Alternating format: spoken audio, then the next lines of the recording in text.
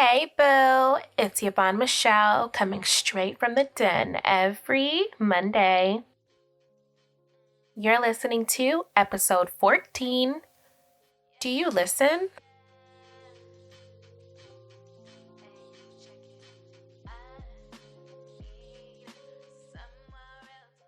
Alrighty, so a lot of people are saying, yeah, I'm listening to you. Okay, so you're listening to me, but do you hear what I am saying? Like, can you hear the words that are coming out of my mouth? Oh my goodness. If y'all didn't get that, all y'all black cards revoked. I'm just letting you know. No, but for real, those are two different things. They're two different things. Listening and hearing are not the same thing. This is what Google says. Listening is giving one's attention to sound. Google says about hearing, perceive with the ear the sound made by someone. Does that not sound different to you? You're listening because you're hearing wah, wah, wah, wah, wah. But are you hearing? That's when you can actually understand what I am saying, okay? All right. So half of y'all out here, maybe majority of y'all out here are just listening and not hearing. So that's why you clicked on this podcast, boo. We're going to know if you really are listening. At the end of all of my ranting, at the end of all of my important notes for you guys, I'm actually going to have a listening strengths quiz with you guys. I actually took this quiz in my class that I took in the fall semester. And I was like, I need to bring this to the podcast because this shit is banger. And it actually it kind of told me what I already knew about myself, but it told me a little bit. I actually had two answers and I was like, damn, okay. I kind of do feel like I'm half and half, which is true. You can be more than one. So anyways, we're going to get to that at the end. I just want to talk to you a little bit about some points about listening because it's really important to listen to whoever you're having a conversation with, no matter if it's with your job, friends, relationships, romantic relationships. It's really important to hear what they are saying because you don't want to seem like you don't care about the situation or that, fuck y'all feelings, I'm leaving. You don't want to seem like you are the only one or only your opinions matter because that's just how you just ruin relationships with people, friendships with people.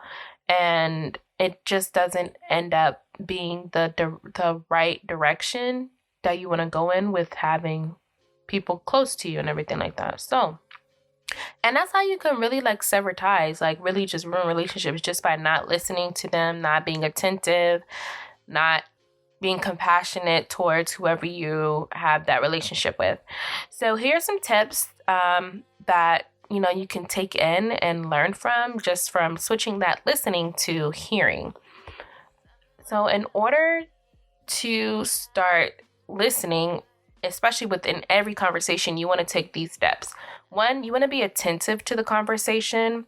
You want to basically focus all your energy on that conversation that you're having with that person. Put your phone away, put it on silent. Don't even bring it with you if you have the chance of leaving it in another room or something like that. Or put it in a pocket in your purse. Keep it away. Phones, are really big. Phones, tablets, anything like that, it's just that is distracting. Put it away.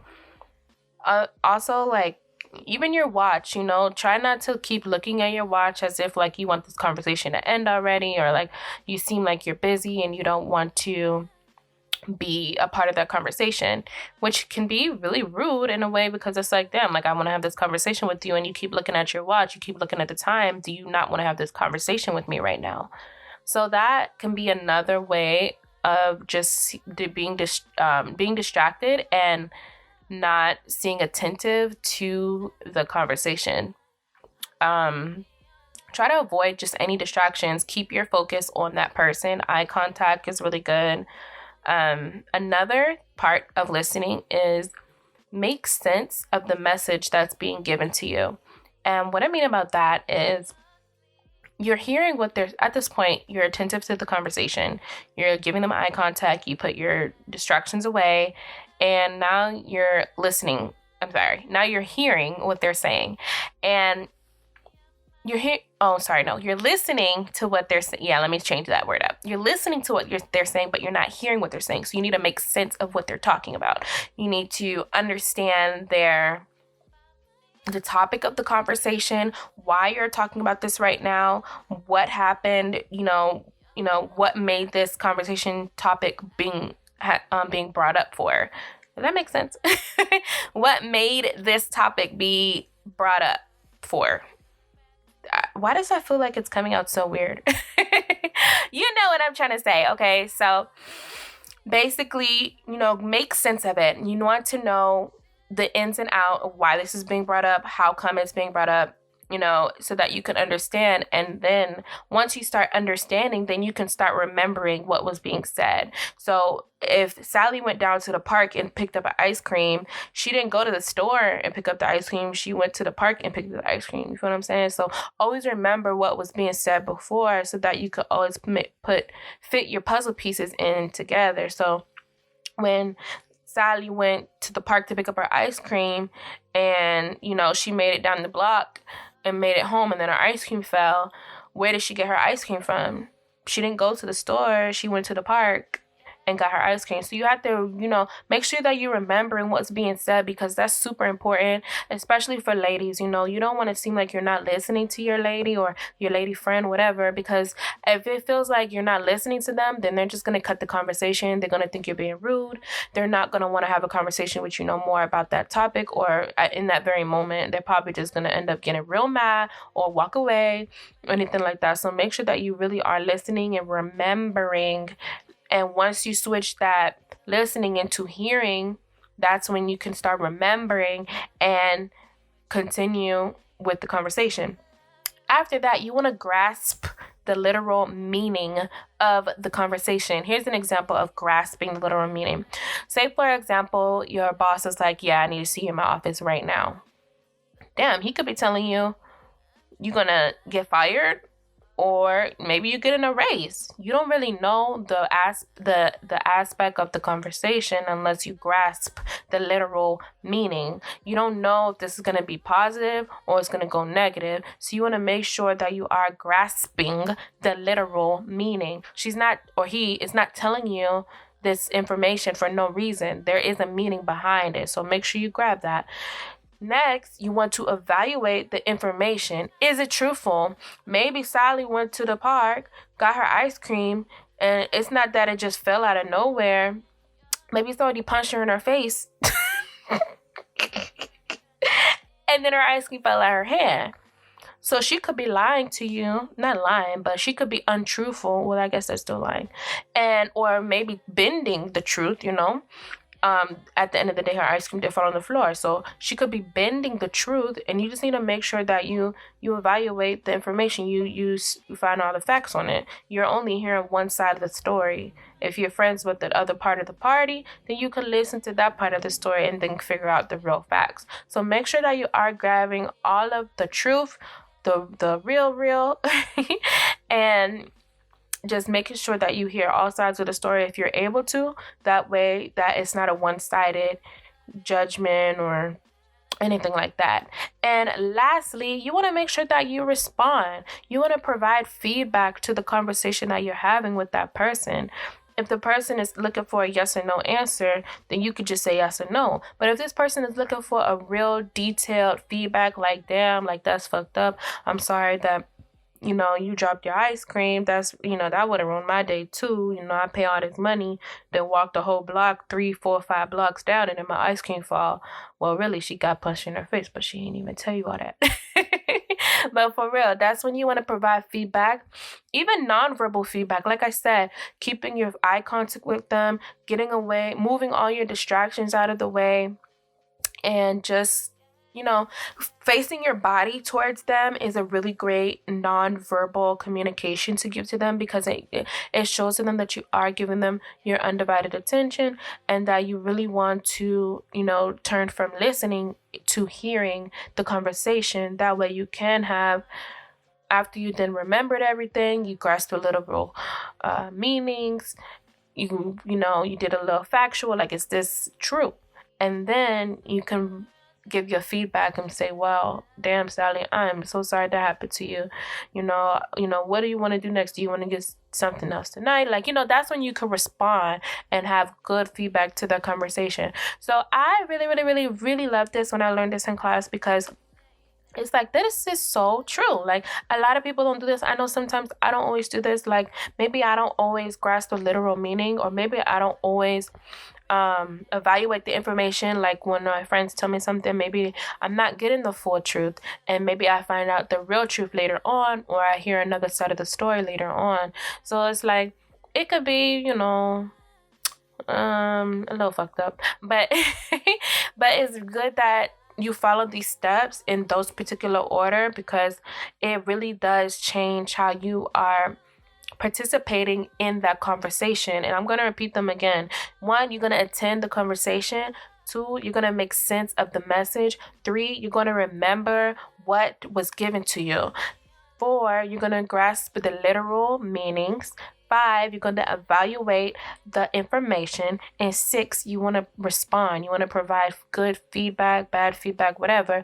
You just want to provide feedback to that conversation that you're having with that person, because it's super important. You don't want to just sit there and just stare at them after they didn't spill their whole heart at you, talking about something, they dropped their ice cream. Then you just look at them and don't say nothing. Or you just be like, oh, okay. Like, then it's going to really make them feel like, damn, you don't give a fuck about what I just told you. I just told you I dropped my damn ice cream. Isn't that messed up? And then you just like, damn, okay. And that's it. That's not a real true response. You want to give them, especially if you're looking for a detailed one, you want to make sure that you was listening and remembering and hearing the conversation that you were having with that person. So now that we got that, let's move on to some bad motherfucking habits all y'all got. No, for real. I'm pretty sure each and every person has at least one of these bad habits and stuff that you need to stop doing. I need to stop doing, because it's not right. And let me get into it right now. So, 1, acting like you're listening when you're really not listening. So that goes back to when I'm saying attending the conversation. How are you listening if you're looking at your phone, you checking your messages, Instagram, Twitter, whatever, and you're not giving them eye contact, you're not collecting any memory of what the person is saying, you're not giving no feedback to them, you're just acting like you're listening. Maybe you just, maybe your body is facing them, but you're not giving them eye contact. You got your phone in front of your face or iPad, whatever you got. Or maybe you're listening to music or something and you're just not paying attention to the conversation. That's not cool. Don't act like you're really listening when you're really not, because you're wasting their time. You're really wasting your time because you're sitting there facing them. No matter if you're speaking to anyone, job, friend, you could be talking to a parent. That's just not right. That's actually really disrespectful. They took the time to want to have the conversation with you. If you don't want to have the conversation with them at that very moment, then let them know, hey, I'm not feeling up to this conversation right now. Can we have it at another time, when I'm emotionally available or something like that, Just be honest with them if you're really not feeling a conversation at that very moment, instead of acting like you're listening when you're really not, just to get it over with. Another one is only knowing or remembering parts of the conversation, like you tuning in and out. Once again, I feel like every single one of these bad habits may have to do with having distractions in front of you, because if you tune it in and out, that means you're only hearing the parts of what the person's telling you. Like, oh, like you heard Sally went to the park, but you didn't hear Sally got an ice cream. And then that's when you find out later on that Sally dropped her ice cream. You're like, damn, where you get your ice cream from? You didn't even say that. But really, Sally did say that. You wasn't listening to all parts of the story that she was telling you about. So definitely that can really have you fucked up in the end, because you could be thinking that she just went to the park for no reason, and then when she tell you that she dropped the ice cream or anything like that, you're not really grasping the literal meaning of what happened in that scenario. And you could think it's something else. You could think she going to the park to meet somebody, but you weren't really listening. So now you could have your mind, racing, thinking of other different things, overthinking, and it just can lead to something else, which it shouldn't be leading to. So definitely pay attention to when a person's telling you a story. And as I mentioned prior, if you don't want to have the conversation with that person, don't waste their time, don't waste your time. Tell them you'd rather speak to them at another time when you are emotionally, mentally available. All right, so another one could be something that I noticed that I portray in is feeling defensive in conversations. Maybe a person could be coming to you with a very strong tone, maybe not purposely, or maybe it is purposely, and they could be basically just telling you like, okay, like when I go back to the scenario, hey, I need to see you in my office right now. Like if the boss tell you that, then you're like, damn, like, okay, let me put a wall up because this person definitely gonna fire me. He talking to me all strong. He gonna fire me. So then you get really defensive and you build a wall, and then eventually you realize, oh, it could be that I'm getting hired, or he has a better opportunity for me, or whatever. But I definitely portray in that. I try not to, especially when I learned this a couple months ago, I try not to be as defensive as I am, but it definitely sometimes it arises, especially if I'm hearing the tone of your voice. It just makes me like, whoa, like, why you coming at me so hard? Like, what did I do to you? So I'm just, try not to be too defensive or just thinking negatively at all, because it could just really alter the conversation. It could honestly be a positive one, but because you came to the conversation defensively, it can, change it and make it into a negative one. So avoid being defensive as much as possible. Another one is avoiding the issue altogether. Although I mentioned before, like, oh, you could tell them you don't want to have this conversation right now. But it can be times where you could be like in a meeting, and the manager is talking, and they start talking about payrolls and stuff like that. And you're cool, you hearing them, you following along. Then they bring up like your days off or something like that, and then you're like, damn, like I'm really not trying to talk about this. Maybe they trying to tell you not to take off as much days as you taking off or whatever. So then you tune out, like you avoid listening to the conversation, and that could ruin your productivity at work, because now it's like because you tuned out, you weren't actively listening, and now you're like, nah, I was never told that. But really you was told that in the meeting. You just decided not to listen because it was something that you didn't want to listen to. So try not to avoid every issue. Be optimistic about every issue. It doesn't even have to be an issue. It can be just a part of the conversation. Try to be optimistic about it. I know sometimes, if you're in a romantic relationship, y'all start arguing about certain things. Like, here's a dumbass argument. I don't like when my tissue touch the wall. I like when you wipe your ass. I don't like when the tissue touch the wall. I like it flipped around so it doesn't touch the wall. It just hangs off the roll itself, like in the air. I don't know how you know what I'm trying to say. Like, if you flip it one way, it's gonna be touching the wall. You flip it the other way, it's gonna just be hanging out in the air. So I don't like it when it touches the wall. It just makes me feel cringy and everything like that. And he just put it on anyway. He don't care. And I'd be like, hey, put it the other way. And it's like, maybe he don't want to talk about that, so he'll probably tune it out or something like that. Not saying that he'd do that. I'm just giving an example. So it's just maybe he might tune out and be like, all right, yeah, okay, I hear you, blah, blah, blah. But really, he keep doing the same thing over and over again, and then we have to keep having the same conversation, and it doesn't really solve anything. It's best to have that conversation with that person when you're emotionally and mentally ready to have the conversation with that person, no matter what it is. Another one is becoming a I love this too. Becoming a conversationalist narcissist. If those of you don't know what narcissist mean, it means you are motherfucking self-centered. You think everything is about you, all the time. Sorry, boo, the world do not surround you. Maybe around Beyonce, but not you. Because especially like in a conversation, you know how like you're having a conversation with someone and you're like, yeah, I just went to the store to pick up some, yeah, girl, I just went to the store to pick up these two, blah, blah, blah. And then I had to do this and I had to do that. And I'm like, damn, bitch, I was in the middle of a conversation. You just cut me off. Like, what the fuck? Like, can I finish my sentence at least? Like, I understand that you went to the store too because I brought up the store, but can I at least finish my sentence? Like, can I get to what I was saying? Like, come on now. So a lot of them are just, they want to have the spotlight of the conversation. And it's not that they're possibly doing it on purpose. That's just something that, they're probably used to doing. And I think that piggybacks on the last and final one, which is when you're talking too much. Sometimes people like to talk a lot, and it could be, who you're talking to could influence why you're talking a lot. Like, I'm very reserved, so I don't talk a lot to people who I don't know, but I do talk a lot with my family. I talk a lot with my boyfriend.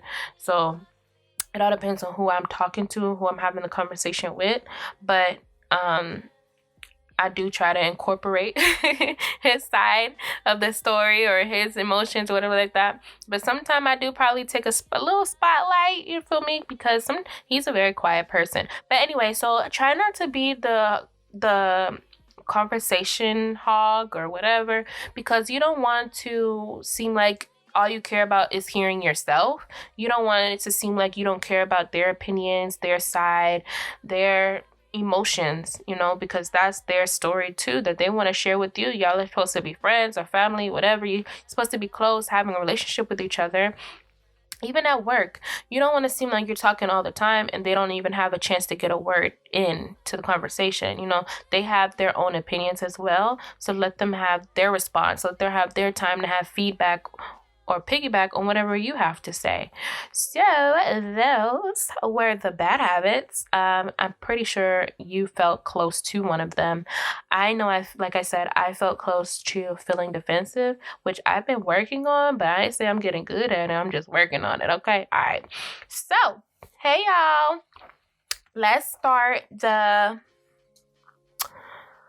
quiz that I have for you guys. I'm actually really, really excited for this because, like I said, I knew that I was really like striving for one of them, but then I ended up having two of them and I was like, oh, okay, this actually does make a little bit of sense. Okay, got you.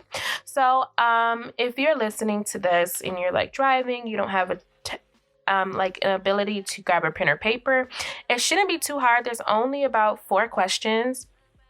And all you have to do is choose a letter, A, B, C, or D. And then, just tally up how many A's, B's, C's, or D's you have. And then once you're done tallying them up, that's when I'm going to go over what A's mean, what B's mean, what C's mean, and what D's mean. So here is the first question. Which of the oh, y'all going to hear this paper, by the way. If you hear the paper flopping, Okay. All right. So, this quiz is called "What Are Your Listening Strengths?"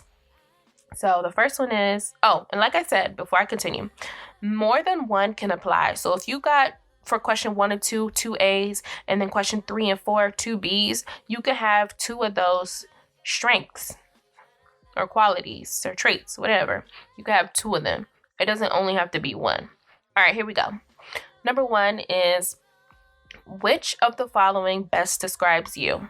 A, I'm a quick learner who can hear instructions and put them into action. B, I have an intuitive sense, not just of what people say, but how they are feeling. C, I'm a good judge of character. I can usually tell whether people are trustworthy or not.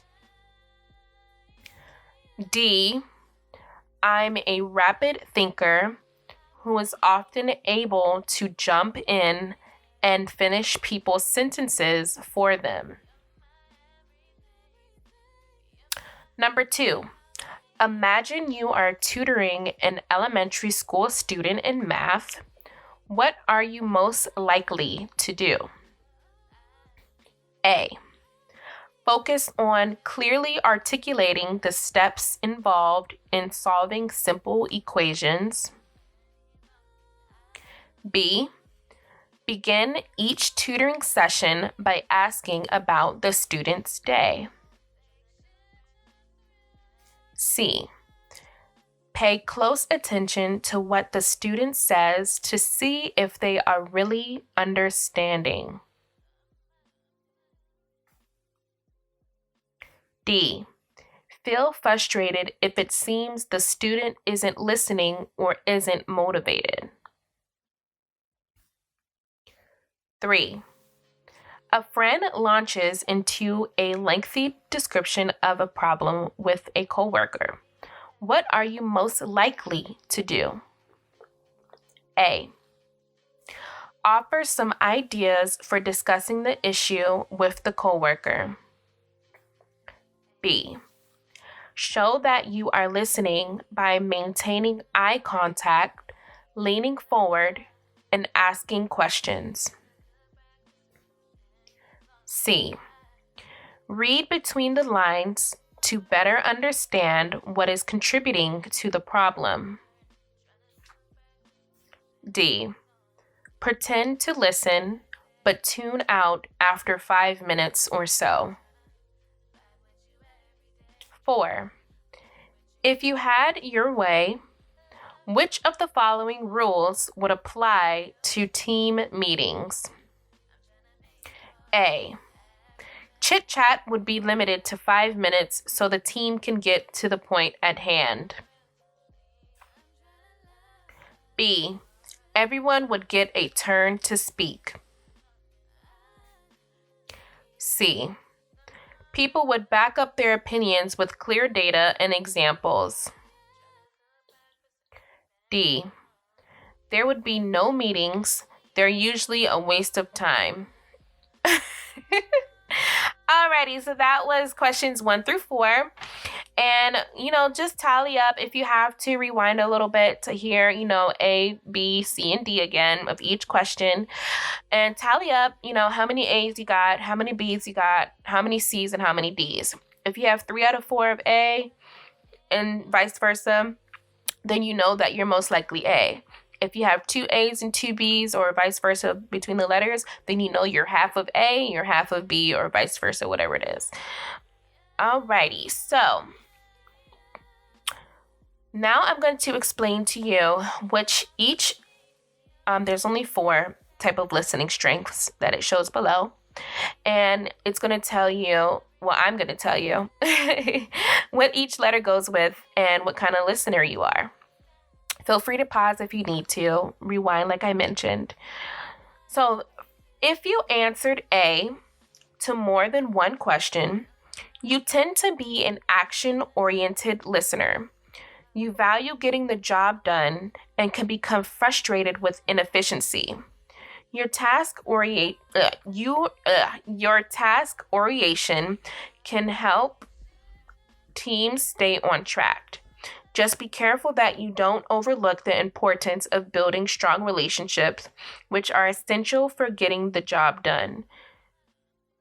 Alrighty, so that means that you are task-oriented. You like to get shit done.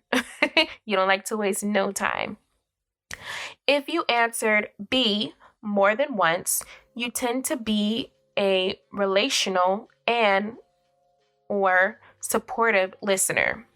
likely that people feel comfortable. It's likely that people feel comfortable sharing their problems and secrets with you. Your strong listening skills make you trusted friend and colleagues. I'm really bad at reading right now. Oh my gosh, I'm sorry. Okay. Your strong listening skills make you a trusted friend and colleague. At work, however, this can make it difficult to get things done. Make an effort to set boundaries so people don't talk your ear off. That means that you're a relational/supportive listener. You like to make everyone feel good. You want to make sure everybody's doing okay. If you answered C more than one question, you often engaged in analytical and or critical listening. You tend to be a skeptical listener who isn't easily taken in by phony people or unsubstantive. Did I say that right? Unsubstantive ideas. Your ability to synthesize information and judge its merits is a strength. At the same time, guard against the temptation to reach snap judgments. Take time to consider people and ideas thoughtfully before you write them off. That one is being analytical and critical. That is your strong suit.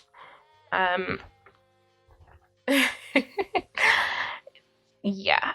If you answer D more than once, you have a tendency to be an impatient or distracted listener. Your frustration probably shows more than you think.